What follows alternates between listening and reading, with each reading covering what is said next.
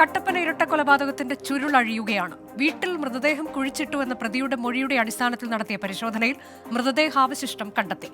സംസ്ഥാനത്ത് തെരഞ്ഞെടുപ്പ് പ്രചാരണത്തിന് കൂടുതൽ ചൂടുപിടിക്കുന്നു. പ്രധാനമന്ത്രി വീണ്ടും കേരളത്തിലേക്ക് എത്തുന്നു. 15-ന് പാലക്കാട്ടും 17-ന് പത്തനംതിട്ടയിലും പ്രചാരണ പരിപാടിയിൽ നരേന്ദ്രമോദി പങ്കെടുക്കും. തൃണമൂൽ കോൺഗ്രസിന്റെ ബംഗാളിലെ സ്ഥാനാർത്ഥി പട്ടികയായി പ്രധാന നേതാക്കൾക്കൊപ്പം സിനിമ, കായിക താരങ്ങളും പട്ടികയിലുണ്ട്. ഡൽഹിയിൽ കുഴൽക്കിണറിൽ വീണയാൾ മരിച്ചുവെന്ന വാർത്തയും ഇന്ന് സംഭവിച്ച വാർത്തയായി. ഇന്ന് സംഭവിച്ച പ്രധാന വാർത്തകൾ വിശദമായി പരിശോധിക്കാം. സ്വാഗതം.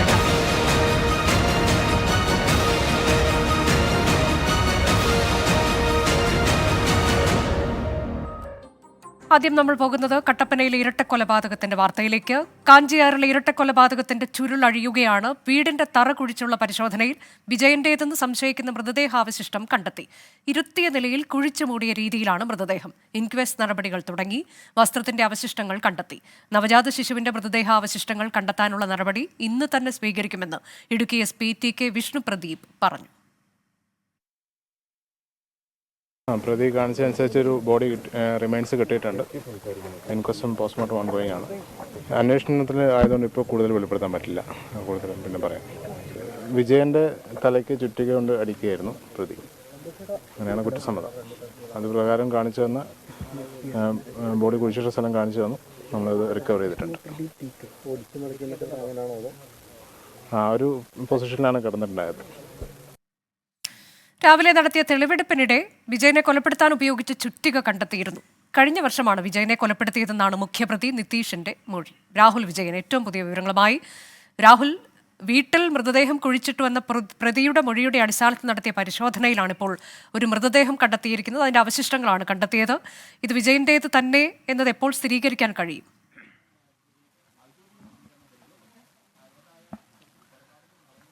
DNA പരിശോധന ഉൾപ്പെടെ കഴിഞ്ഞെങ്കിൽ മാത്രമേ ഇത് വിജയന്റെ മൃതദേഹാവശിഷ്ടങ്ങളാണെന്ന് സ്ഥിരീകരിക്കാൻ കഴിയുകയുള്ളൂ. എന്തായാലും ഈ പ്രതി നിതീഷിന്റെ മൊഴിയുടെ അടിസ്ഥാനത്തിൽ ഈ വീട്ടിൽ നടത്തിയ പരിശോധന ഇപ്പോൾ എന്തായാലും പൂർത്തിയായിട്ടുണ്ട്. കിടപ്പുമുറിയിൽ വലിയ കുഴി എടുത്തുകൊണ്ട് അതിൻ്റെ അകത്ത് കാർഡ്ബോർഡ് പെട്ടിക്കകത്ത് മൂന്നായി മടക്കിയ നിലയിലാണ് മൃതദേഹാവശിഷ്ടം ഉണ്ടായിരുന്നത്. ഇത് പൂർണ്ണമായും പുറത്തെടുത്ത് ഇൻക്വസ്റ്റ് നടപടികളൊക്കെ പൂർത്തിയാക്കി ഇനി പോസ്റ്റ്മോർട്ടത്തിനായി കൊണ്ടുപോവുകയാണ്. ഇടുക്കി മെഡിക്കൽ കോളേജിലോ കോട്ടയം മെഡിക്കൽ കോളേജിലോ ആയിരിക്കാം പോസ്റ്റ്മോർട്ടം നടപടികൾ എന്നുള്ളതാണ് നമുക്ക് മനസ്സിലാക്കാൻ കഴിയുന്നത്. രാവിലെ 9 മണിയോടുകൂടി തുടങ്ങിയ തെളിവെടുപ്പിന്റെ ഭാഗമാണ് ഇപ്പോൾ അവസാന ഘട്ടത്തിലേക്ക് എത്തിയിരിക്കുന്നത്. രാവിലെ എത്തിയപ്പോൾ മുതൽ തന്നെ പ്രതി നിതീഷ് പോലീസുമായി സഹകരിക്കുന്നുണ്ട് എന്നുള്ളതായിരുന്നു നമുക്ക് മനസ്സിലാക്കാനും കഴിഞ്ഞത്. കൃത്യമായി ഏത് സ്ഥലത്താണ് കുഴിച്ചിട്ടിരിക്കുന്നത് മൃതദേഹം എന്നതടക്കമുള്ള കാര്യങ്ങൾ പ്രതി പോലീസിനോട് കൃത്യമായി വിവരിക്കുകയും ചെയ്തിരുന്നു. മാത്രമല്ല, ഈ വിജയനെ കൊലപ്പെടുത്താൻ ഉപയോഗിച്ച ചുറ്റിക അത് വീട്ടിൽ നിന്ന് പ്രതി തന്നെ കണ്ടെടുത്ത് പോലീസിന് കൈമാറുകയും ചെയ്തിട്ടുണ്ട് എന്നുള്ളതും വ്യക്തമായിട്ടുണ്ട്. ഈ കേസുമായി ബന്ധപ്പെട്ട് ഇനിയും മറ്റ് നടപടികളിലേക്ക് കടക്കേണ്ടതുണ്ട്. മാത്രമല്ല, 2016 നവജാത ശിശു കൊല്ലപ്പെട്ട സംഭവവുമായി ബന്ധപ്പെട്ടുള്ള പരിശോധനകളും ഇന്ന് തന്നെ ഉണ്ടായേക്കും എന്നുള്ളതാണ് കരുതുന്നത്. അത് കട്ടപ്പനയിലെ മറ്റൊരു വീട്ടിലാണ്. 2016 അവർ നമുക്ക് പിന്നിൽ കാണുന്ന ഈ വീട്ടിലല്ല താമസിച്ചിരുന്നത്. കട്ടപ്പന നഗരത്തോട് ചേർന്നുള്ള മറ്റൊരു വീട്ടിലാണ്. അവിടുത്തെ പശുത്തൊഴുത്തിലാണ് നവജാത ശിശുവിനെ കൊലപ്പെടുത്തി കുഴിച്ചു മൂടിയിരിക്കുന്നത് എന്നുള്ളതാണ് ഈ പ്രതി നിതീഷ് മൊഴി നൽകിയിരിക്കുന്നത്. അതിന്റെ അടിസ്ഥാനത്തിൽ ഇന്ന് തന്നെ അവിടെ പരിശോധന ഉണ്ടാകാനുള്ള സാധ്യതയുണ്ട്. ഇതിൽ ഏറ്റവും പ്രധാനപ്പെട്ട കാര്യം, ഒരു മോഷണ ശ്രമത്തിനിടെ പിടിയിലായ പ്രതികളെ ചോദ്യം ചെയ്തതിൽ നിന്ന് അല്ലെങ്കിൽ അതുമായി ബന്ധപ്പെട്ടുള്ള പോലീസിന്റെ അന്വേഷണമാണ് 2 കൊലപാതകങ്ങളുടെ ചുരുൾ അഴിച്ചിരിക്കുന്നത്. പുറം ലോകത്തിന് അറിയാതിരുന്ന അല്ലെങ്കിൽ അടുത്ത അയൽവാസികൾക്ക് പോലും അറിയാതിരുന്ന 2 കൊലപാതകങ്ങളുടെ ചുരുൾ അഴിച്ചിരിക്കുന്നത് എന്നുള്ളതാണ് ഏറ്റവും പ്രധാനപ്പെട്ട കാര്യം. ആദ്യത്തെ കൊലപാതകം 2016 നടക്കുമ്പോൾ ആ നവജാത ശിശുവിന് 4 ദിവസം മാത്രമുള്ള നവജാത ശിശുവിനെയാണ് കൊലപ്പെടുത്തിയത്. ആ കൊലയ്ക്ക് പിന്നിൽ ഈ കാഞ്ചിയാറിലെ വീട്ടിൽ കൊല്ലപ്പെട്ട ഇന്ന് മൃതദേഹാവശിഷ്ടങ്ങൾ കണ്ടെത്തിയ വിജയനും പങ്കുണ്ട് എന്നുള്ളതാണ് ഏറ്റവും പ്രധാനപ്പെട്ട കാര്യം. ഈ കുട്ടിയെ കൊലപ്പെടുത്തുന്നതിന്റെ ഭാഗമായിട്ട് ഒരു പൂജ പോലെ നടത്തി എന്നുള്ളതാണ് അറിയാൻ കഴിയുന്നത്. അത് പോലീസ് സ്ഥിരീകരിച്ചിട്ടില്ല. ആ സമയത്ത് ഈ വിജയനാണ് കുട്ടിയുടെ കാല് പിടിച്ചിരുന്നത്. അതിനുശേഷം ഈ കുട്ടിയെ ശ്വാസം മുട്ടിച്ച് തുണി കൊണ്ട് മുഖം മൂടി ശ്വാസം മുട്ടിച്ച് കൊലപ്പെടുത്തിയത് മുഖ്യപ്രതിയായിട്ടുള്ള നിതീഷാണ്. അതിനുശേഷം ഈ കുട്ടിയെ മറവ് ചെയ്യാൻ വേണ്ടിയുള്ള സഹായം ഒരുക്കി കൊടുത്തതാകട്ടെ ഈ വിജയന്റെ മകനായിട്ടുള്ള വിഷ്ണുവും കൂടിയാണ്. വിഷ്ണു ഈ മോഷണ ശ്രമത്തിന് മോഷണത്തിനിടെ പിടിയിലാവുകയും പോലീസ് ഇപ്പോൾ അതിനുശേഷം മോഷണ ശ്രമത്തിനിടെ പരുക്കുപറ്റിയും ആശുപത്രിയിൽ ചികിത്സയിലുമാണ്. ഈ കൊലപാതക കേസിലും പ്രതി ചേർക്കപ്പെട്ടിട്ടുണ്ട്. വിഷ്ണു മാത്രമല്ല, ഈ വീട്ടിൽ മറ്റ് 2 സ്ത്രീകൾ ഉണ്ടായിരുന്ന കാര്യവും നമ്മൾ ആദ്യം മുതൽ തന്നെ പറയുന്നതാണ്. ഒന്ന് വിജയന്റെ ഭാര്യയും ഒന്ന് വിജയന്റെ മകളുമാണ്. വിജയന്റെ മകളാണ് 2016 കൊല്ലപ്പെടുന്നത്. ഈ കൊലപാതകവുമായി ബന്ധപ്പെട്ട് വിജയന്റെ കൊലപാതകവുമായി ബന്ധപ്പെട്ട് ഈ വിജയന്റെ ഭാര്യ സുമ എന്ന് പറയുന്ന സ്ത്രീക്കും പങ്കുണ്ട് എന്നുള്ളതാണ് അറിയാൻ കഴിയുന്നത്. അതിലേറ്റവും പ്രധാനപ്പെട്ട കാര്യം മൃതദേഹം മറവ് ചെയ്യാൻ അടക്കം ഈ സുമ സഹായിച്ചിട്ടുണ്ട് എന്നുള്ളതാണ്. എന്തായാലും ഇതിൽ കൂടുതൽ പരിശോധനകൾ ഇനി അറിയേണ്ടതുണ്ട്. മൃതദേഹാവശിഷ്ടങ്ങൾ കണ്ടെത്തിയിട്ടുണ്ട്. ഈ മൃതദേഹം വിജയന്റേത് തന്നെയാണോ എന്ന് സ്ഥിരീകരിക്കുന്നതിന് വേണ്ടിയുള്ള പരിശോധനകൾ നടക്കേണ്ടതുണ്ട്. അത് വരും ദിവസങ്ങളിൽ ഉണ്ടാകും. ഇനി 2016 കൊലപാതകവുമായി ബന്ധപ്പെട്ട പരിശോധന ഇന്നുണ്ടാകും. എന്തായാലും ഇവിടുത്തെ ഫോറൻസിക് പരിശോധന ഉൾപ്പെടെ പൂർത്തിയായ സാഹചര്യത്തിൽ മൃതദേഹവുമായി അല്പസമയത്തിനകം ഈ സംഘം ഇങ്ങോട്ടേക്ക് എത്തും. അത് കൊണ്ടുപോകാനുള്ള ആംബുലൻസ് ഉൾപ്പെടെ ഇവിടെ തയ്യാറാവുകയും ചെയ്തിട്ടുണ്ട്. അത് ഉടൻ തന്നെ ഉണ്ടാകും എന്നുള്ളതാണ് നമുക്ക് മനസ്സിലാക്കാനും കഴിയുന്നത്. അനുജ, രാഹുൽ, ഇതിൽ എന്തിനാണ് വിജയനെ കൊലപ്പെടുത്തിയത് എന്നത് കൃത്യമായി നിതീഷ് പോലീസിനോട് പറഞ്ഞിട്ടുണ്ടോ?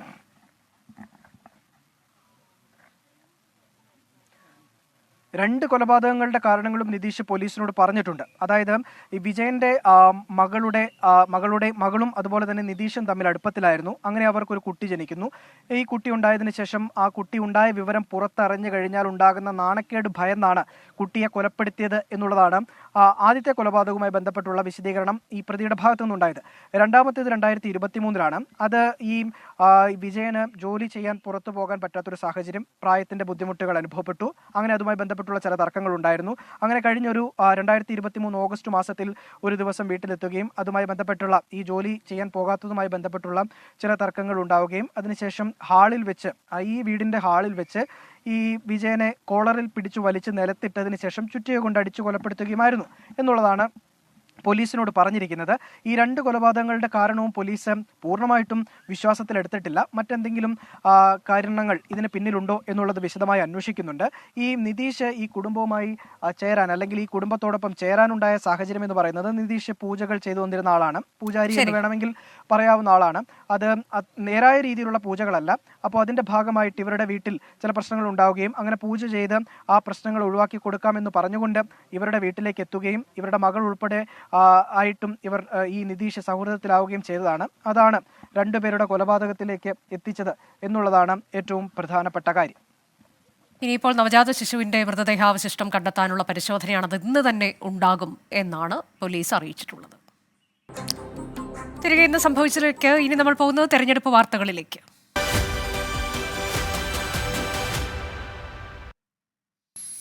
തെരഞ്ഞെടുപ്പ് പ്രചാരണത്തിനായി പ്രധാനമന്ത്രി നരേന്ദ്രമോദി വീണ്ടും കേരളത്തിലേക്ക്. ഈ മാസം 15 പാലക്കാട്ടും 17 പത്തനംതിട്ടയിലും മോദി എത്തും. NDA സ്ഥാനാർത്ഥി പ്രഖ്യാപനത്തിന് ശേഷം ഇതാദ്യമായാണ് പ്രധാനമന്ത്രി കേരളത്തിലെത്തുന്നത്. അലക്സ് റാം മുഹമ്മദ് വിവരങ്ങളുമായി.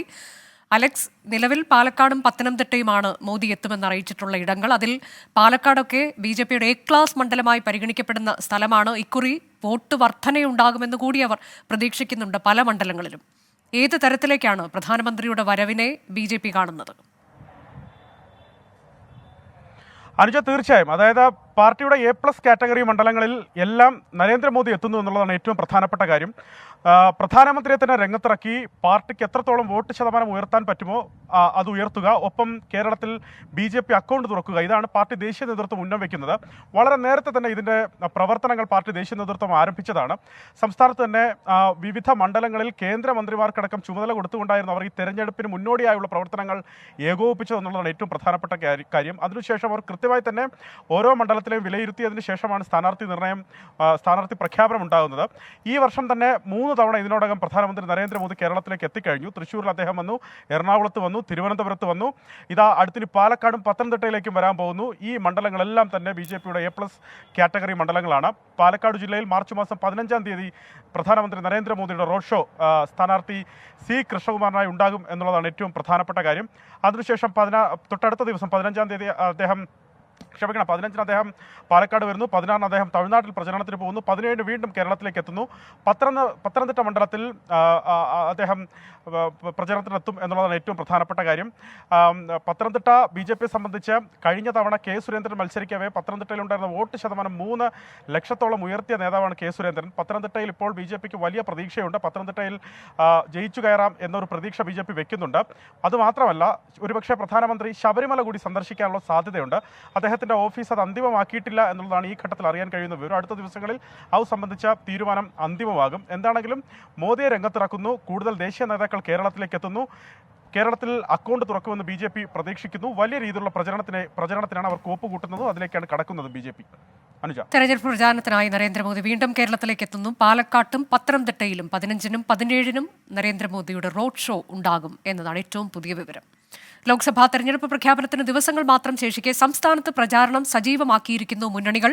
ആരോപണ പ്രത്യാരോപണങ്ങളുമായി നേതാക്കളും രംഗത്തിറങ്ങിയതോടെ പ്രചാരണം ചൂടുപിടിച്ചു. സ്ഥാനാർത്ഥികളുടെ റോഡ് ഷോയും മണ്ഡലം കൺവെൻഷനുകളും തുടരുകയാണ്. BJPയുടെ നേതൃത്വത്തിലുള്ള NDA സ്ഥാനാർത്ഥികളുടെ സ്വീകരണവും പൗരപ്രമുഖരെ സന്ദർശിക്കുന്ന പരിപാടികളിലുമാണ്. ആലപ്പുഴയിലെത്തിയ UDF സ്ഥാനാർത്ഥി KC വേണുഗോപാലിന് വൻ സ്വീകരണമൊരുക്കി കോൺഗ്രസ് പ്രവർത്തകർ. തന്റെ സ്ഥാനാർത്ഥിത്വം CPIM-നെ അങ്കലാപ്പിലാക്കിയെന്ന് KC വേണുഗോപാൽ പറഞ്ഞു. ആലപ്പുഴയിൽ ഞാൻ സ്ഥാനാർത്ഥിയായതോടുകൂടി ആലപ്പുഴ UDF ജയിച്ചു എന്ന് സംബന്ധിച്ചിട്ടാണല്ലോ ഈ വാദം അവർ പറയുന്നത്. ദേശീയ തലത്തിൽ എല്ലാ മുതിർന്ന നേതാക്കന്മാരും ജയസാധ്യതയുള്ള എല്ലാ നേതാക്കന്മാരെയും രംഗത്തിറക്കുക. ഒറ്റ പ്രയോറിറ്റി, ലോക്സഭയിൽ എണ്ണം പരമാവധി വർദ്ധിപ്പിക്കുക. ഈ ഉത്തരം ഇതിനകത്ത് മനസ്സിലാക്കാത്തവരല്ല CPM-കാർ. അവർക്കറിയാം രാജ്യസഭയിലായാലും ലോക്സഭയിലായാലും BJPയെ നേരിടാൻ തക്ക കരുത്ത് ഇന്ത്യൻ നാഷണൽ കോൺഗ്രസിന് മാത്രമേ ഉള്ളൂ. അവർ ഓരോ ഇഞ്ചോടിഞ്ചും പോരാടുന്നവരാണ് ഞങ്ങൾ. KC വേണുഗോപാലിന്റെ സ്ഥാനാർത്ഥിത്വം അദ്ദേഹത്തിന്റെ രാഷ്ട്രീയ ഇല്ലായ്മയെയാണ് വ്യക്തമാക്കുന്നതെന്ന് മന്ത്രി P. പ്രസാദ് പ്രതികരിച്ചു. അനായാസേന സഹവേയമാരി ആലപ്പുഴയിൽ വിജയിക്കും എന്നുള്ളതിനകത്ത് ഒരു തർക്കവും ആർക്കും വേണ്ട. KC വേണുഗോപാൽ അവിടെ രാഷ്ട്രീയമാണ്, തെരഞ്ഞെടുപ്പിൽ രാഷ്ട്രീയമാണ് ഏറ്റവും പരമപ്രധാനമെന്നുള്ളത്. പക്ഷേ അവിടെ ആലപ്പുഴയുടെ മണ്ണിൻ്റെ പ്രത്യേകതയുണ്ട്. ആ പ്രത്യേകത എല്ലാം കണക്കിലെടുക്കുമ്പോഴും ഇടതുപക്ഷ ജനാധിപത്യ മുന്നണിക്ക് ഉജ്ജ്വലമായ വിജയം നേടാൻ കഴിയും. KC വേണുഗോപാലിന് രാഷ്ട്രീയം ഇല്ല എന്നുള്ളത് കൂടിയാണ് ആലപ്പുഴയിലെ സ്ഥാനാർത്ഥിത്വം കൊണ്ട് മനസ്സിലാവുന്നത്. BJPക്ക് എതിരായിട്ടുള്ള ഒരു വലിയ ബദൽ ഞങ്ങൾ തീർക്കുമെന്ന് ഒരു ജനതയെ വിശ്വാസത്തിലെടുക്കാൻ പാകത്തിലേക്ക് പ്രവർത്തനത്തെ സജ്ജമാക്കാനും പ്രവർത്തനത്തെ ക്രമീകരിക്കാനും പിന്നാരാനുള്ളതെന്ന് നമുക്ക് മനസ്സിലാവുന്നതേയില്ല. കോൺഗ്രസിൻ്റെ ഈ രാഷ്ട്രീയത്തെ മറന്നുകൊണ്ടാണ് ഇപ്പോൾ മുമ്പോട്ട് പോയിക്കൊണ്ടിരിക്കുന്നത്. പ്രചാരണത്തിനായി വടകരയിലേക്ക് പോകുന്ന ഷാഫി പറമ്പിലിന് വൈകാരിക യാത്രയപ്പുമായി പ്രവർത്തകർ. പാലക്കാട്ടെ MLA ഓഫീസിന് മുന്നിൽ നൂറുകണക്കിന് പ്രവർത്തകരാണ് എത്തിയത്. എന്ത് പറഞ്ഞാലും ഷാഫിക്കാന്ന് പറഞ്ഞു കഴിഞ്ഞാൽ കുട്ടികൾ മുതൽ അങ്ങനെയല്ലേ പറയുന്നത്. പാലക്കാട് നിന്ന് പോയത് തന്നെയാണല്ലോ എന്തായാലും. ജയിച്ചു വരും. ഇനി നമ്മളെ എപ്പോഴും കാണുന്നുള്ളൊരു പ്രതീക്ഷ ഉണ്ടെങ്കിലും ഇപ്പം എന്തായാലും നമ്മുടെ നിന്ന് പോയില്ല. ഒരു വീട്ടിലത്തെ ഒരാൾ പോയതല്ലേ. ഷാഫിക്ക് ജയിക്കുന്നുള്ള ഉറപ്പുള്ള കാരണം ഉണ്ടല്ലോ AIC ആ തീരുമാനം എടുത്തത്. ഷാഫിക്ക് എന്തായാലും അവിടെ ജയിക്കും. പക്ഷെ നമുക്ക് നമ്മുടെ ഒരു സഹോദരനും അമ്മമാർക്ക് ഒരു മകനൊക്കെയാണ് നഷ്ടമായത്. ഒത്തിരി വിഷമം. ഇന്നലെ രാത്രി ഒന്നും ഉറങ്ങിയിട്ടേ ഇല്ല. ഞങ്ങൾക്ക് ഒരു എന്താ പറയുക, ഒരു MLA നഷ്ടം, MP കിട്ടണത് വേറെ, ഞങ്ങൾക്ക് ഈ പാലക്കാടിൻ്റെ ഒരു MLA നഷ്ടമാണെന്ന് പറയുന്നത് ഏറ്റവും വലിയ ഒരു സഹിക്കാൻ പറ്റാത്ത സാഹചര്യമാണ്. അല്പസമയത്തിനകം ഷാഫി പറമ്പിൽ വടകരയിലെത്തും. ഞങ്ങളുടെ പ്രതിനിധികൾ ആലപ്പുഴയിൽ നിന്ന് മനീഷ് മഹിപാലും വടകരയിൽ നിന്ന് മിഥില ബാലനും തത്സമയം വിവരങ്ങളുമായി. ആദ്യം മനീഷ് മഹിപാലിലേക്ക്. മനീഷ്, ആലപ്പുഴയെ സംബന്ധിച്ച് LDFന്റെ ഏക സിറ്റിംഗ് സീറ്റാണ്, പാർലമെന്റിൽ ഏക MP ഉള്ള ഇടം. മാത്രമല്ല രാജ്യസഭാ MP എന്നുള്ള ആ സ്ഥാനം വേണ്ട എന്ന് വെച്ചിട്ട് ആലപ്പുഴയിലേക്ക് വരുന്നതിന് KC വേണുഗോപാലിന് CPM-ന്റെ ഭാഗത്തുനിന്ന് വലിയ വിമർശനവുമുണ്ട്. അപ്പോൾ ആ ഘട്ടത്തിൽ വലിയ പ്രചാരണം നടത്തേണ്ടതുണ്ട്, ആലപ്പുഴ പിടിച്ചെടുക്കേണ്ടതുണ്ട്. എങ്ങനെയാണ് റോഡ് ഷോയ്ക്ക് തുടക്കമായത്? ദേശീയപാതയൊക്കെ ഒഴിവാക്കി തീരദേശ മേഖലകളിലൂടെയൊക്കെ കടന്നുള്ള റോഡ് ഷോ ഇപ്പോൾ എവിടെ എത്തി?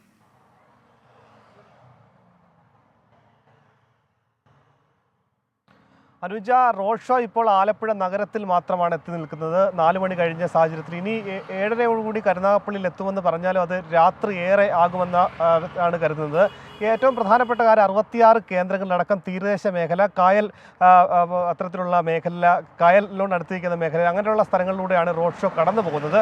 CPIM അല്ലെങ്കിൽ LDF രാഷ്ട്രീയമായി KC വേണുഗോപാലിൻ്റെ സ്ഥാനാർത്ഥിത്വത്തെ പ്രതിരോധിക്കുന്നത്, അദ്ദേഹത്തിൻ്റെ രാജ്യസഭ അംഗത്വം നഷ്ടമാകുന്നത് അത് BJPക്ക് സഹായമാകുമെന്നുള്ള വലിയ പ്രചരണം, വലിയ വിമർശനം CPM കേന്ദ്രങ്ങളിൽ നിന്ന് വലിയ രീതിയിലുള്ള പ്രചരണങ്ങൾ ഉണ്ടാകുന്നുണ്ട്. പക്ഷേ അതിനെയൊക്കെ തന്നെ KC വേണുഗോപാൽ അല്ലെങ്കിൽ UDF കോൺഗ്രസ് നേതാക്കൾ അതിനെ ന്യായീകരിക്കുന്നത് ലോക്സഭ ആണ് ഇപ്പോഴത്തെ വലിയ കാര്യം. രാജ്യത്തിന് കോൺഗ്രസിന് ഇപ്പോഴാവശ്യം രാജ്യസഭാ അംഗമല്ല, അത് ലോക്സഭാ അംഗത്വം, ഒരു ലോക്സഭാ അംഗം തന്നെയാണ്. രാഷ്ട്രീയമായി തന്നെ കോൺഗ്രസ് അതിന് മറുപടി നൽകുന്നുണ്ട്. ഏറ്റവും പ്രധാനപ്പെട്ട കാര്യം 2 സ്ഥാനാർത്ഥികൾ LDFിൻ്റെ ആണെങ്കിലും UDFിൻ്റെ ആണെങ്കിലും 2 സ്ഥാനാർത്ഥികളെയും ജില്ലയിൽ അല്ലെങ്കിൽ മണ്ഡലത്തിൽ പരിചയപ്പെടുത്തേണ്ട പുതുമുഖങ്ങളായ ആളുകളല്ല. വലിയ മത്സരം നടക്കുന്ന ഒരു മണ്ഡലത്തിൽ BJP കൂടി ശക്തയായ ഒരു സ്ഥാനാർത്ഥിയെ കൂടി അവതരിപ്പിച്ചതോടെ ഒരു ത്രികോണ മത്സരത്തിൻ്റെ സാഹചര്യം ജില്ലയിൽ എത്തിയിട്ടുണ്ട്. KC വേണുഗോപാലിൻ്റെ ഒപ്പം 25 വർഷം നിന്ന മണ്ഡലമാണ്. അതായത് 3 തവണ MLA ആയും 2 തവണ MP ആയും അദ്ദേഹം ഈ മണ്ഡലത്തിൽ പല വിധത്തിൽ സേവനം അനുഷ്ഠിച്ചിട്ടുള്ള ആളാണ്. പക്ഷേ ഈ തവണ അദ്ദേഹത്തിൻ്റെ വിജയം അത്ര എളുപ്പമായിരിക്കില്ല. ഒപ്പം തന്നെ കഴിഞ്ഞ ലോക്സഭാ തെരഞ്ഞെടുപ്പിൽ AM ആരിഫാണ് 20 ആകെ ജയിച്ച LDFിൻ്റെ സ്ഥാനാർത്ഥി എങ്കിൽ പോലും അദ്ദേഹത്തിനും ഇത്തവണ വിജയിക്കണമെങ്കിൽ നല്ല പോലെ താഴെത്തട്ടിലടക്കം CPIഎമ്മിൻ്റെയും LDFിൻ്റെയും വലിയ രീതിയിലുള്ള അധ്വാനം വേണമെന്ന് തന്നെ നമുക്ക് പറയേണ്ടി വരും. എന്താണെങ്കിലും KC വേണുഗോപാൽ കൂടി മണ്ഡലത്തിലെത്തിയ സാഹചര്യത്തിൽ ചൂട് പിടിച്ച പ്രചരണമാണ് ജില്ലയിലുള്ളത്.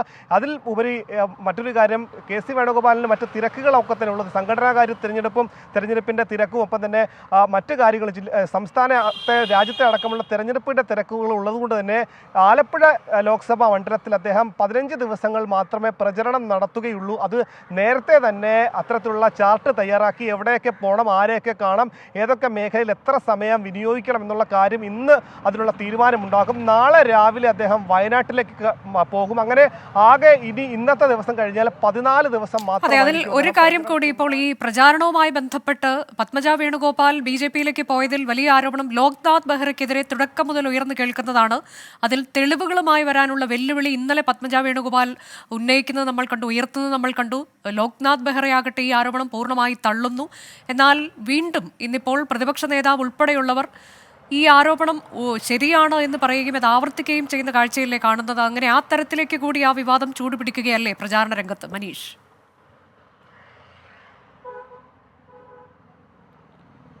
എല്ലാ മണ്ഡലത്തിലും പത്മജ വേണുഗോപാലിൻ്റെ BJP പ്രവേശനം ചൂടുപിടിച്ചൊരു പ്രചരണമായി മാറുന്നുണ്ട്. ഇപ്പോൾ ഏറ്റവും ഒടുവിലായി MM ഹസൻ കൂടി ലോക്നാഥ് ബെഹ്റയാണ് ഇത്തരത്തിലൊരു പാലമായി നിന്നുകൊണ്ട് പത്മജ വേണുഗോപാലിനെ BJPയിലേക്ക് എത്തിക്കാൻ ശ്രമിച്ചതെന്നുള്ള ആരോപണം ഉന്നയിക്കുന്നുണ്ട്. പ്രതിപക്ഷ നേതാവ് കണ്ണൂർ സ്ഥാനാർത്ഥി K സുധാകരൻ, KC വേണുഗോപാൽ അടക്കമുള്ള എല്ലാ നേതാക്കളും പത്മജയുടെ ഈ ഒരു മാറ്റത്തെ ഈ രീതിയിൽ രാഷ്ട്രീയപരമായി വിമർശിക്കുന്നത് അത് ലോക്നാഥ് ബെഹ്റയിലേക്ക് കൂടെയാണ്. പക്ഷേ അത് ചെന്ന് കൊള്ളുന്നത് CPIഎമ്മിലേക്ക് തന്നെയാണ്. നിലവിൽ മുഹമ്മദ് റിയാസിന്റെ അടക്കമുള്ള പ്രതികരണം എത്തിയിട്ടുണ്ട്. ആ തരത്തിൽ പ്രതികരിക്കാൻ അവർ തയ്യാറായിട്ടില്ല. എന്താണെങ്കിലും കോൺഗ്രസിൽ നിന്നും ആരെങ്കിലും പോയിട്ടുണ്ടെങ്കിൽ അത് പരിശോധിക്കേണ്ടത് പാർട്ടിയുടെ ഉത്തരവാദിത്തമാണ്. പാർട്ടി തന്നെ പരിശോധിക്കണം എന്ന കാര്യം CPIഎം ഈ വിഷയത്തിൽ ഉയർത്തിക്കാട്ടുന്നുണ്ട്.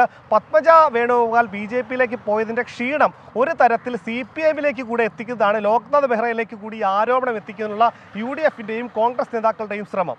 ആ തരത്തിലേക്ക് ആ വിവാദം ആ തരത്തിലേക്ക് കൂടി ചൂടുപിടിക്കുന്നുണ്ട്. വാക്പോര് തുടരുകയാണ് എന്നുള്ളതാണ്. ഇനി നമ്മൾ വടകരയിലേക്ക് പോകുന്നു. മിഥില ബാലൻ തത്സമയമുണ്ട്. മിഥില, വടകരയിൽ കനത്തൊരു പോരാട്ടം നടക്കാൻ പോകുന്നു എന്നുള്ളതിന് ഒരു തർക്കവുമില്ല. അപ്രതീക്ഷിതമായ നീക്കമാണ് കോൺഗ്രസിന്റെ ഭാഗത്തുനിന്നുണ്ടായത് താനും. എപ്പോഴാണ് ഷാഫി പറമ്പിൽ അങ്ങോട്ടേക്ക് എത്തുക? ഏത് തരത്തിലുള്ള പ്രചാരണം ഇന്നിപ്പോൾ തുടക്കമിടും എന്നാണ് മനസ്സിലാക്കാൻ കഴിയുന്നത്?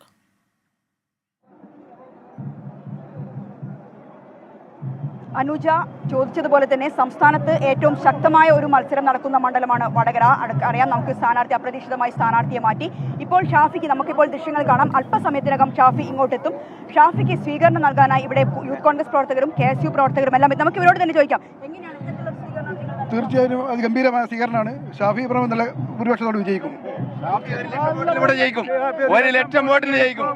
ഞങ്ങൾ തയ്യാറായി കഴിഞ്ഞു, ജയിക്കാനായിട്ട് തയ്യാറായി കഴിഞ്ഞു. ഭൂരിപക്ഷത്തോട് ജയിക്കും. ഒരു സംശയം ജയിപ്പിക്കാൻ മാത്രമാണ് ഞങ്ങൾ ഇവിടെ സ്വീകരിക്കാൻ മാത്രമല്ല, വടകരയിലെ മണ്ണിൽ നിന്നും പാർലമെന്റിലേക്ക് പോകുന്ന ഒരു MP ഷാഫി പറമ്പിലായിരിക്കും. അതിന് തീർച്ചയായും ഇതാണ് പ്രവർത്തകരുടെ ഒരു ആവേശം. ഇപ്പോൾ ഞാനുള്ളത് പുതിയ ബസ് സ്റ്റാൻഡിലാണ്. പുതിയ ബസ് സ്റ്റാൻഡിൽ നിന്നും റോഡ് ഷോ ആയി കോട്ടപ്പറമ്പിലാണ് ഈ ഒരു കൺവെൻഷൻ നടക്കുന്നത്. കോട്ടപ്പറമ്പിലാണ് സ്വീകരണം, ഈ കൺവെൻഷൻ പരിപാടി. കൺവെൻഷനിൽ PK കുഞ്ഞാലിക്കുട്ടിയാണ് കൺവെൻഷൻ ഉദ്ഘാടനം ചെയ്യുന്നത്. നമുക്കിപ്പോൾ ദൃശ്യങ്ങൾ കാണാം.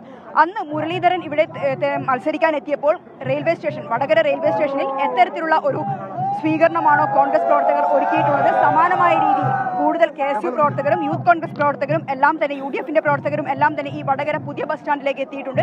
ഇവിടെ നിന്നും റോഡ് ഷോ ആയിട്ടാണ് ഷാഫിയെ സ്വീകരിച്ച് ആനയിച്ച് ഈ കൺവെൻഷൻ നടക്കുന്ന കോട്ടപ്പറമ്പിലേക്ക് കൊണ്ടുപോകുന്നത്.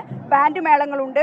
അത്തരത്തിൽ വലിയ ആവേശത്തോടെ സൂചിപ്പിച്ചതുപോലെ തന്നെ വലിയൊരു മത്സരം നടക്കുന്ന, കേരളത്തിൽ ഏറ്റവും ശ്രദ്ധേയമായ മത്സരം നടക്കുന്ന ഒരു മണ്ഡലമാണ് വടകര. അവസാന നിമിഷം അപ്രതീക്ഷിതമായി സ്ഥാനാർത്ഥി K. മുരളീധരൻ നേരത്തെ തീരുമാനിച്ചിരുന്ന സ്ഥാനാർത്ഥി വടകരയിലേക്ക് പോകുന്നു. ഷാഫി പറമ്പിൽ പാലക്കാട് നിന്ന് ഇങ്ങോട്ടെത്തുന്നു. മാത്രമല്ല 2 MLA-മാർ തമ്മിലുള്ള ഒരു മത്സരം എന്ന പ്രത്യേകതയും ഇവിടെയുണ്ട്. KK ശൈലജയും ഒപ്പം തന്നെ ഷാഫി പറമ്പിലും ഏറ്റുമുട്ടുന്നു. മറുഭാഗത്ത് യുവമോർച്ചയുടെ കരുത്തനായ നേതാവ് പ്രഫുൽ കൃഷ്ണയുമുണ്ട്. അത്തരത്തിൽ KK ശൈലജയുടെ പ്രചാരണം വളരെ ഏറെ മുന്നോട്ട് പോയിട്ടുണ്ട്. ഇപ്പോൾ ഷാഫി പറമ്പിൽ അല്പസമയത്തിനകം വടകരയിലേക്ക് എത്തും. അദ്ദേഹത്തിന്റെ പ്രചാരണ പ്രവർത്തനങ്ങൾക്ക് തുടക്കം കുറിക്കുകയാണ്. ഇന്ന് റോഡ് ഷോ ആയി ആണ് പുതിയ ബസ് സ്റ്റാൻഡിൽ നിന്ന് തുടങ്ങുന്നത്. അതിനുശേഷം മണ്ഡലം കൺവെൻഷൻ നടക്കുന്ന ഇടത്തേക്ക് പോകും. ഇപ്പോൾ ഒട്ടേറെ പ്രവർത്തകരെ നമുക്കവിടെ കാണാൻ കഴിയുന്നുണ്ട്. വൻ സ്വീകരണം ഒരുക്കാൻ കാത്തിരിക്കുകയാണ് പ്രവർത്തകർ. ലോക്സഭാ തെരഞ്ഞെടുപ്പിൽ സ്ത്രീകൾക്ക് പ്രാതിനിധ്യം നൽകാത്തതിൽ കുറ്റബോധമുണ്ടെന്ന് പ്രതിപക്ഷ നേതാവ്. വനിതകൾക്ക് കൂടുതൽ സീറ്റുകൾ നൽകണമെന്നായിരുന്നു ആഗ്രഹം. ഷമാ മുഹമ്മദിന്റെ പ്രസ്താവന മാനിക്കുന്നുവെന്നും PD സതീശൻ പറഞ്ഞു. എന്നാൽ ഷമാ മുഹമ്മദിന്റെ വിമർശനം തള്ളി KPCC അധ്യക്ഷൻ K. സുധാകരൻ രംഗത്തെത്തി. ഷമാ മുഹമ്മദ് പാർട്ടിയുടെ ആരുമല്ല, വിമർശനത്തെക്കുറിച്ച് അവരോട് തന്നെ ചോദിച്ചാൽ മതിയെന്നും K. സുധാകരൻ തുറന്നടിച്ചു. അല്ല, ഞങ്ങൾക്ക് ആഗ്രഹം ഉണ്ടായിരുന്നു വനിതകൾക്ക് കൂടുതൽ സീറ്റ് കൊടുക്കണമെന്ന് ആഗ്രഹം ഉണ്ടായിരുന്നു. പിന്നെ സിറ്റിംഗ് MPമാരൊക്കെ മത്സരിക്കാൻ തീരുമാനിച്ച സാഹചര്യത്തിൽ നമുക്ക് കൂടുതൽ ആളുകൾക്ക് കൊടുക്കാൻ പറ്റിയില്ല. അത് ശ്രദ്ധിക്കണമായിരുന്നു എന്ന് തന്നെയാണ് ഞങ്ങളുടെ അഭിപ്രായം. അത് തെറ്റൊന്നുമില്ല, പറയുന്നതിൽ തെറ്റൊന്നുമില്ല. കൂടുതൽ സ്ത്രീകൾക്ക് സീറ്റ് കൊടുക്കണമായിരുന്നു. അതൊക്കെ അവരോട് ചോദിച്ചാൽ മതി, അവരൊന്നും പാർട്ടിന്റെ ആരുമല്ല. തിരികെ ഇന്ന് സംഭവിച്ചതിലേക്ക്. ലോക്സഭാ തെരഞ്ഞെടുപ്പിനുള്ള തൃണമൂൽ കോൺഗ്രസിന്റെ സ്ഥാനാർത്ഥി പട്ടിക പ്രഖ്യാപിച്ചു. കൊൽക്കത്തയിലെ ബ്രിഗേഡ് പരേഡ് ഗ്രൗണ്ടിലെ മഹാറാലിയിൽ മമതാ ബാനർജിയാണ് പട്ടിക പ്രഖ്യാപിച്ചത്. ക്രിക്കറ്റ് താരം യൂസഫ് പഠാൻ ബെഹ്റംപൂരിൽ കോൺഗ്രസിന്റെ ആധിർ രഞ്ജൻ ചൌധരിക്കെതിരെ മത്സരിക്കും. കൃഷ്ണനഗറിൽ മഹുവ മൊയ്ത്രയും അസൻസോളിൽ ശത്രുഘ്ൻ സിൻഹയുമാണ് സ്ഥാനാർത്ഥികൾ. തൃണമൂൽ കോൺഗ്രസ് ജനറൽ സെക്രട്ടറി അഭിഷേക് ബാനർജിയാണ് ഇത്തവണയും ഡയമണ്ട് ഹാർബറിലെ സ്ഥാനാർത്ഥി. R. രാധാകൃഷ്ണൻ വിശദാംശങ്ങളുമായി. RK ഒറ്റയ്ക്ക് മത്സരിക്കുകയാണ് പശ്ചിമബംഗാളിൽ തൃണമൂൽ കോൺഗ്രസ്. അതിൽ ഏറ്റവും പ്രധാനമായി ഇപ്പോൾ ശത്രുഘ്ൻ സിൻഹ മത്സരിക്കുന്നുണ്ട്. അങ്ങനെ കഴിഞ്ഞ തവണ മത്സരിച്ച മഹുവ മൊയ്ത്ര ഉൾപ്പെടെയുള്ള പലരും ഇത്തവണയും പട്ടികയിലുണ്ട്. ചിലരെ ഒഴിവാക്കിയിട്ടുണ്ട്. പക്ഷെ പ്രധാനപ്പെട്ട ഏതാണ്ട് എല്ലാവരും തന്നെ പട്ടികയിലുണ്ട് എന്ന് പറയാം. ആധിർ രഞ്ജൻ ചൌധരിക്കെതിരെ യൂസഫ് പഠാനെ നിർത്തിക്കൊണ്ടുള്ളൊരു മത്സരം, ആ തരത്തിലേക്കൊക്കെ എങ്ങനെ നമുക്ക് വിലയിരുത്താം പട്ടികയെ?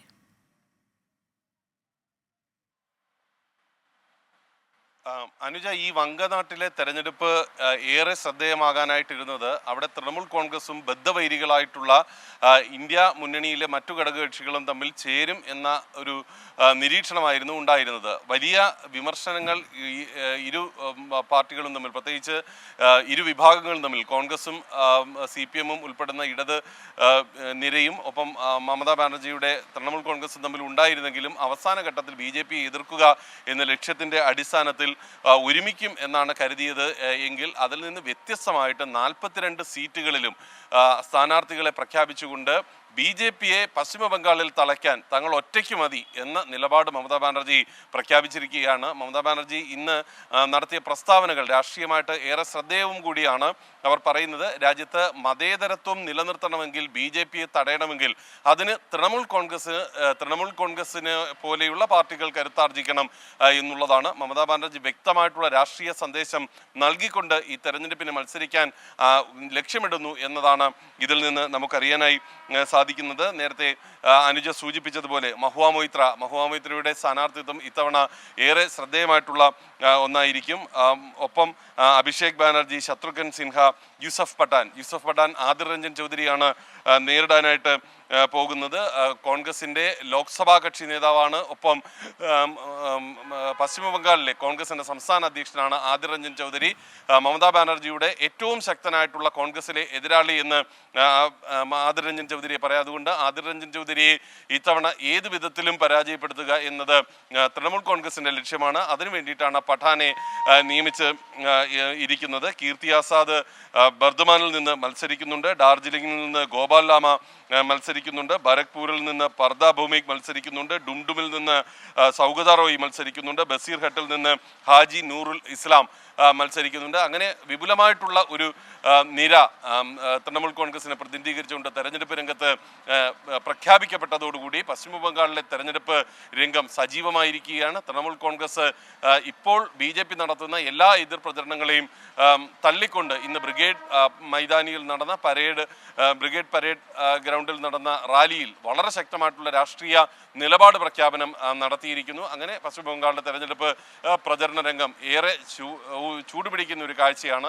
ഇന്നത്തെ ദിവസം നമുക്ക് കാണാൻ സാധിക്കും. അസമിലും ഒറ്റയ്ക്ക് മത്സരിക്കുമെന്ന് കൂടി TMC വ്യക്തമാക്കുന്നുണ്ടല്ലേ RK?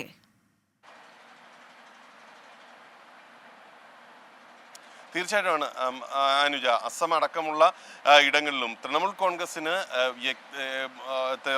കോൺഗ്രസിന്റെ ശക്തിയെ അംഗീകരിക്കാൻ സാധിക്കാത്ത എല്ലായിടത്തും ഒറ്റയ്ക്ക് നിലകൊണ്ട് വിജയം ഉറപ്പിക്കുക എന്നതാണ് തങ്ങളുടെ ലക്ഷ്യം എന്നുള്ളതാണ് തൃണമൂൽ കോൺഗ്രസ് വ്യക്തമാക്കുന്നത്. അതാണ് തൃണമൂൽ കോൺഗ്രസിന്റെ പശ്ചിമ ബംഗാളിലെ സ്ഥാനാർത്ഥി പട്ടിക, മുഴുവൻ സീറ്റുകളിലേക്കുമുള്ള സ്ഥാനാർത്ഥി പട്ടിക പ്രഖ്യാപിച്ചു. അസമിലും ഒറ്റയ്ക്കായിരിക്കും മത്സരം എന്ന് മമതാ ബാനർജി വ്യക്തമാക്കിയിട്ടുണ്ട്.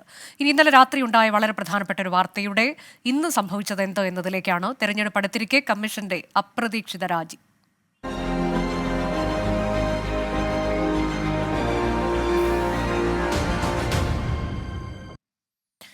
തെരഞ്ഞെടുപ്പ് കമ്മീഷണർ അരുൺ ഗോയലിന്റെ രാജിയിൽ അമ്പരന്ന് ദേശീയ രാഷ്ട്രീയം. അപ്രതീക്ഷിത രാജി തെരഞ്ഞെടുപ്പ് പ്രഖ്യാപന ഒരുക്കങ്ങൾക്കിടെയായിരുന്നു.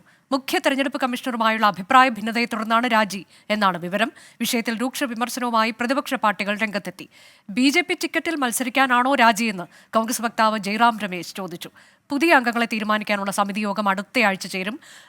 RK തുടരുന്നുണ്ട്. RK, തെരഞ്ഞെടുപ്പ് പ്രഖ്യാപനം എന്നാണ് തീയതി എന്നൊക്കെയുള്ളത് ഈ ആഴ്ച അവസാനം ഒരുപക്ഷെ ഉണ്ടാകാൻ ഇടയുണ്ട് എന്ന അഭ്യൂഹങ്ങൾക്കിടെയാണ് ഇന്നലെ അപ്രതീക്ഷിതമായൊരു രാജി ഉണ്ടായത്. തെരഞ്ഞെടുപ്പ് പ്രഖ്യാപനം നീണ്ടുപോകാനുള്ള സാധ്യതയുണ്ടോ? അതിനു മുൻപ് തന്നെ തെരഞ്ഞെടുപ്പ് കമ്മീഷണറെ പുതിയത് നിയമിക്കുക എന്നതിലേക്ക് കടക്കുമോ സർക്കാർ?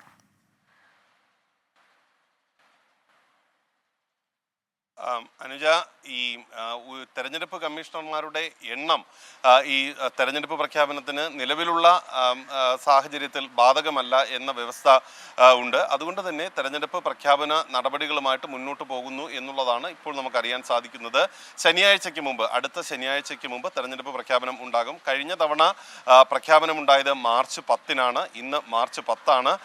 ഇന്ന് പ്രഖ്യാപനം നടത്തുന്നതിന് ചില സാങ്കേതികമായിട്ടുള്ള ബുദ്ധിമുട്ടുകൾ ഉൾപ്പെടെയുള്ളവയാണ് തടസ്സമായിട്ട് വന്നത്. അതുകൊണ്ട് അതെല്ലാം പൂർത്തിയാക്കി ജമ്മു കാശ്മീരിലെ സന്ദർശനം ഉൾപ്പെടെ പൂർത്തിയാക്കി 12-ാം തീയതി കമ്മീഷൻ തെരഞ്ഞെടുപ്പ് പ്രഖ്യാപനത്തിലേക്ക് എത്തും.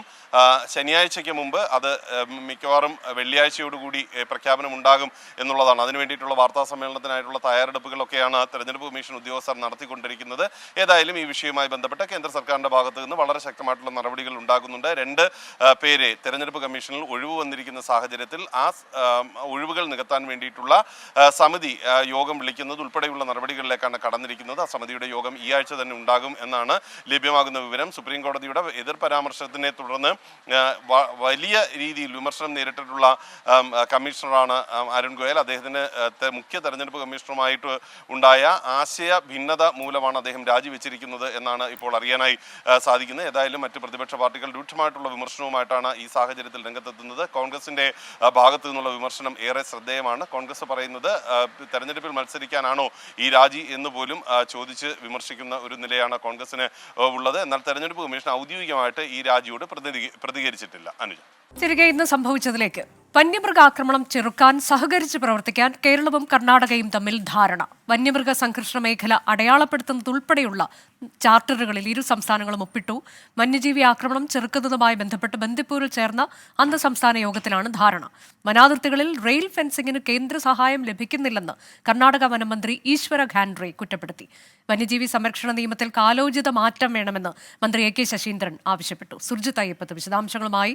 സുർജിത്ത്, ഇപ്പോൾ രൂക്ഷമാണ് വന്യജീവി ആക്രമണം.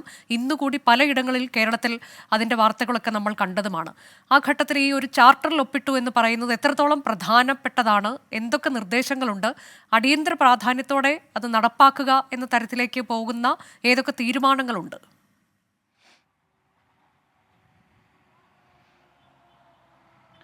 നീലഗിരി ബയോസ്ഫിയറിന്റെ ഭാഗമായിട്ടുള്ള പ്രദേശങ്ങളാണിത്. അത് കർണാടക, തമിഴ്നാട്, കേരള സംസ്ഥാന അതിർത്തി പിന്നിടുന്ന നാഗർഹോളെ, ബന്ദിപ്പൂർ, അതോടൊപ്പം തന്നെ മുതുമല ഉൾപ്പെടെയുള്ള വനമേഖല, വയനാട് വന്യജീവി സങ്കേതത്തിൽ ഉൾപ്പെടെ വനമേഖല, ഇത് വലിയ രീതിയിലുള്ള പ്രതിസന്ധി പല ഘട്ടങ്ങളും സൃഷ്ടിക്കുന്നുണ്ട്. പ്രത്യേകിച്ച് വയനാടിനെയാണ് അത് ഏറ്റവും അധികം ബാധിക്കുന്നത്. കർണാടക റേഡിയോ കോഡർ ഘടിപ്പിച്ച് വിട്ട 2 ആനകൾ ജനവാസ കേന്ദ്രത്തിലേക്ക് ഇറങ്ങുകയും ഒരു ആന കൊലപ്പെടുത്തുകയും ചെയ്ത സാഹചര്യം വരെ ഉണ്ടായിട്ടുണ്ട്. ബേലൂർ മക്കനെയും അതോടൊപ്പം തന്നെ അതിന് മുമ്പ് തണ്ണീർക്കൊമ്പനും കർണാടക റേഡിയോ കോഡർ ഘടിപ്പിച്ച് വിട്ട ആനകളാണ്. അത് ഇറങ്ങി ഇത്തരം പ്രതിസന്ധികൾ തുടരുന്ന ഒരു സാഹചര്യമുണ്ട്. അങ്ങനെ വന്ന ഘട്ടത്തിലാണ് ഇപ്പോൾ വന്യമൃഗ ശല്യം പ്രതിരോധിക്കാൻ വേണ്ടി അന്തർ സംസ്ഥാന സമിതിയുടെ യോഗം ചേർന്നത്. ഇത്തരം ഒരു പതിവ് ഇല്ല. ഇത് ഉദ്യോഗസ്ഥ ബന്ധം കൂടുതൽ ദൃഢമാക്കാനുള്ള സാധ്യത ഉണ്ട് എന്നുള്ളത് തന്നെയാണ് മുന്നോട്ട് കാണുന്നത്. ഇവിടെ അവസാനിക്കുന്നില്ല. 2 മന്ത്രിമാർ ഈ യോഗത്തിൽ പങ്കെടുത്തു. ഈശ്വര ഖാണ്ഡ്രെ കർണാടക വനംവകുപ്പ് മന്ത്രി, അതോടൊപ്പം തന്നെ ഈ കേരള വനംവകുപ്പ് മന്ത്രിയായ കെ ശശീന്ദ്രനും യോഗത്തിൽ പങ്കെടുത്തു. തമിഴ്നാട്ടിൽ നിന്ന് മന്ത്രി പങ്കെടുത്തില്ലെങ്കിലും ഉദ്യോഗസ്ഥരെല്ലാം തന്നെ എത്തിയിരുന്നു. ഇതിൽ പ്രധാനമായും ഒരു ചാർട്ടർ ഇതുമായി ബന്ധപ്പെട്ട് തയ്യാറാക്കിയിട്ടുണ്ട്. ഇതിൽ 4 ലക്ഷ്യങ്ങളാണ് ഈ ചാർട്ടറിൽ പറഞ്ഞിട്ടുള്ളത്. ഒന്ന്, മനുഷ്യ മൃഗസംഘർഷ മേഖല അടയാളപ്പെടുത്തുക. ഇതിൻ്റെ എന്താണ് ഈ കോൺഫ്ലിക്റ്റിൻ്റെ പ്രധാനപ്പെട്ട മൂലകാരണം എന്നുൾപ്പെടെയുള്ളത് കണ്ടെത്തുക. ഇതിൻ്റെ ലഘൂകരണത്തിനുള്ള വഴി തേടുക.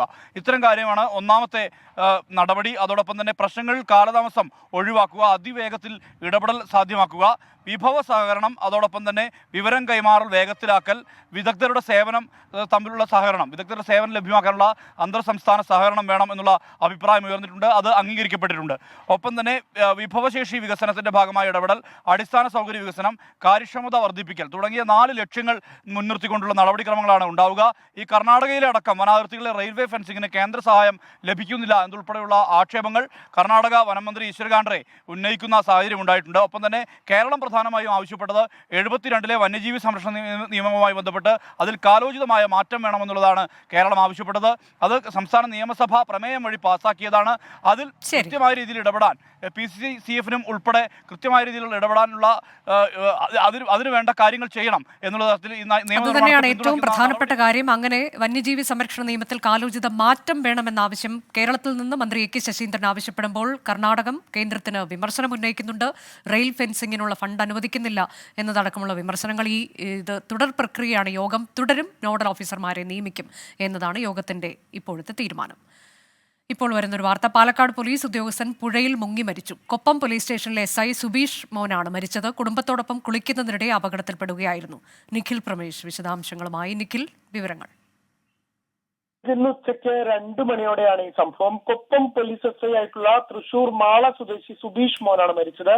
കുടുംബത്തോടൊപ്പം പുലാമന്തോൾ പുഴയിൽ കുളിക്കാനിറങ്ങിയതായിരുന്നു ഇദ്ദേഹം. കുളിക്കുന്നതിനിടെ SI ചുഴിയിൽ അകപ്പെടുകയായിരുന്നു. നാട്ടുകാർ ബഹളം കേട്ടെത്തിയ ഉടനെ ഫയർഫോഴ്സിന് വിവരം അറിയിച്ചു. നാട്ടുകാരും ഫയർഫോഴ്സും ചേർന്ന് നടത്തിയ തിരച്ചിലിൽ സുബീഷ് മോനെ കണ്ടെത്തുകയായിരുന്നു. ഉടനെ തന്നെ പെരിന്തൽമണ്ണയിലെ സ്വകാര്യ ആശുപത്രിയിൽ എത്തിച്ചെങ്കിലും ഇദ്ദേഹത്തിന്റെ ജീവൻ രക്ഷിക്കാനായില്ല. മൃതദേഹം പോസ്റ്റ്മോർട്ടം നടപടികൾക്കായി മഞ്ചേരി മെഡിക്കൽ കോളേജിലേക്ക് മാറ്റിയിരിക്കുകയാണ്. ഇപ്പോൾ 2 ആഴ്ച മുൻപാണ് സുബീഷ് കൊപ്പം SI ആയി ചുമതല ഏറ്റെടുത്തിരുന്നത്. അനുജ, വീണ്ടും ഇന്ന് സംഭവിച്ചതിലേക്ക്. കേരള സർവകലാശാല കലോത്സവത്തിൽ ഇന്നും സംഘർഷമുണ്ടായ വാർത്തയിലേക്കാണ് ഇനി.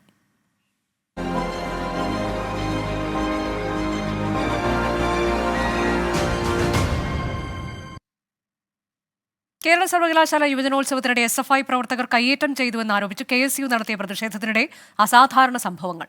പ്രധാന വേദിയിലേക്ക് തള്ളിക്കയറിയ പ്രവർത്തകരെ പോലീസ് ബലം പ്രയോഗിച്ച് നീക്കി. മനഃപൂർവ്വം യുവജനോത്സവം അലങ്കോലപ്പെടുത്താനുള്ള ശ്രമം എന്നാണ് SFIയുടെ വിശദീകരണം. ജയസിദ്ധാർത്ഥന്റെ മരണത്തിന് ശേഷവും SFI ആക്രമണം തുടരുന്നുവെന്ന് VD സതീശൻ കുറ്റപ്പെടുത്തി.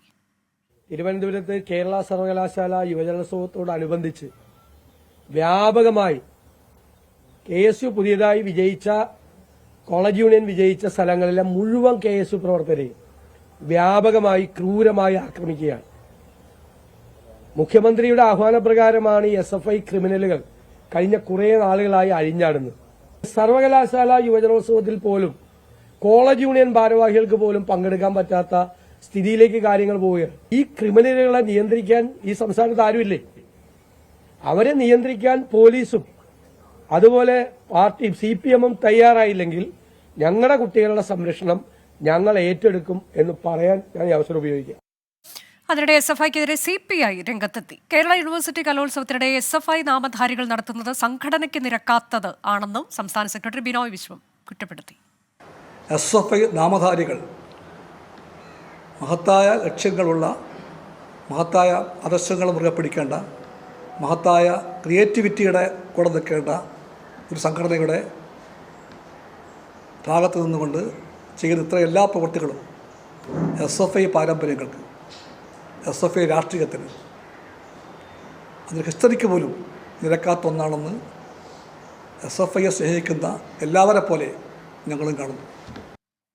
അഖിൽ ഷാ അൻസാർ വിവരങ്ങളുമായി. അഖിൽ ഷാ, ഇന്നലെ കോഴ ആരോപണം, വിദ്യാർത്ഥികളുടെ പ്രതിഷേധം, ഇതെല്ലാം കലോത്സവത്തെ അലങ്കോലപ്പെടുത്തിയെങ്കിൽ ഇന്നിപ്പോൾ വീണ്ടും സംഘർഷത്തിന്റെ വാർത്തകളാണ് വരുന്നത്. ഇന്ന് സംഭവിച്ചത് എന്താണ്?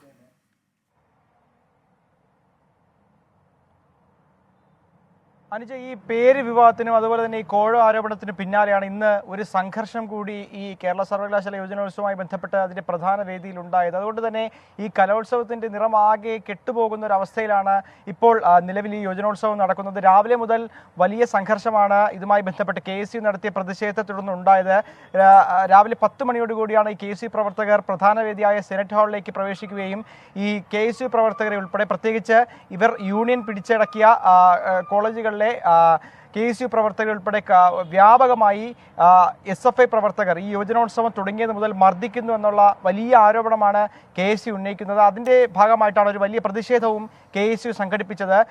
അത് പിന്നീട് അതൊരു വാക്കുതർക്കത്തിലേക്ക് പോകുന്നു. പോലീസ് ഇടപെട്ടിട്ടും അതിനെ തടയാനായി സാധിച്ചില്ല. ഇവർ തമ്മിലൊരു തർക്കം വലിയ രൂക്ഷമായ സാഹചര്യത്തിലാണ് പോലീസ് അതിൽ ഇടപെടുകയും ഈ പ്രവർത്തകരെ അറസ്റ്റ് ചെയ്ത് നീക്കുകയും ചെയ്തത്. പ്രധാനമായും ഈ KSUവിൻ്റെ ആരോപണം ഇത് തന്നെയാണ്. അതായത് ഈ കലോത്സവത്തിൽ മത്സരിക്കാൻ പോലും കഴിയാത്ത അവസ്ഥയാണ് ഈ KSU പ്രവർത്തകർക്കുള്ളത്. മുഴുവനായും SFI പ്രവർത്തകർക്ക് മാത്രം മത്സരിക്കാൻ കഴിയുന്ന, അവർക്ക് മാത്രം കാണാൻ കഴിയുന്ന, അവർക്ക് മാത്രം പങ്കെടുക്കാൻ കഴിയുന്ന ഒരു പരിപാടിയായി ഇത് മാറി എന്നുള്ളൊരു ആരോപണമാണ് KSUവിൻ്റെ ഭാഗത്തുണ്ടാവുന്നത്. മറിച്ച് SFI പറയുന്നത് അത്തരത്തിൽ ഈ KSUവിൻ്റെ ആരോപണത്തെ തള്ളുകയാണ് SFI. അതെ, അതാണ് കേരള സർവകലാശാല കലോത്സവ വേദിയിൽ ഇന്നുണ്ടായത് എന്നതിന്റെ വിവരങ്ങളാണ് അഖിൽ ഷാ അൻസാർ നൽകിയത്. ഇന്ന് സംഭവിച്ച ഏറ്റവും പ്രധാനപ്പെട്ട വാർത്തകളുടെ വിശദാംശങ്ങളാണ് പ്രേക്ഷകർ കണ്ടത്. ലോകത്തെവിടെയായാലും ഏത് സമയത്തും 24 വാർത്തകളും ഓഗ്മെന്റഡ് റിയാലിറ്റി പാക്കേജുകളും എക്സ്പ്ലെയിനറുകളും വിശദമായി കാണാൻ ഞങ്ങളുടെ YouTube ചാനൽ നിങ്ങൾക്ക് സബ്സ്ക്രൈബ് ചെയ്യാം.